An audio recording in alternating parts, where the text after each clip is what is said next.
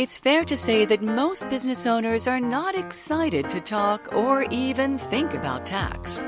Tax can be a major business expense, but can also be complicated to understand and manage. In recent years, the tax environment has evolved for various reasons. First, public information.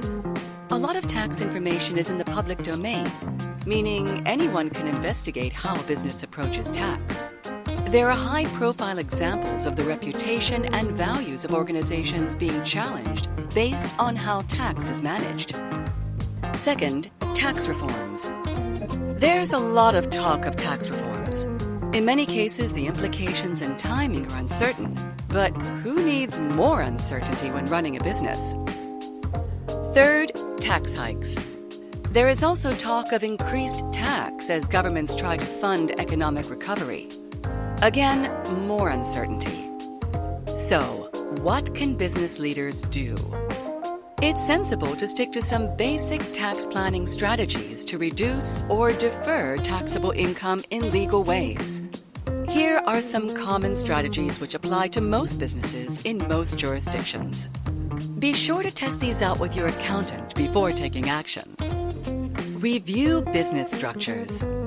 The entities formed during the life cycle of your business may no longer be effective due to changes in business circumstances, personal affairs, or regulations. An annual structural review often yields some tax opportunities.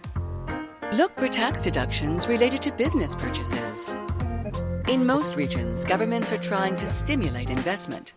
For example, your business may be able to obtain a tax deduction for buying a new plant and equipment. Understanding these opportunities early will help you to plan. Home office deductions. More taxpayers are working regularly from home.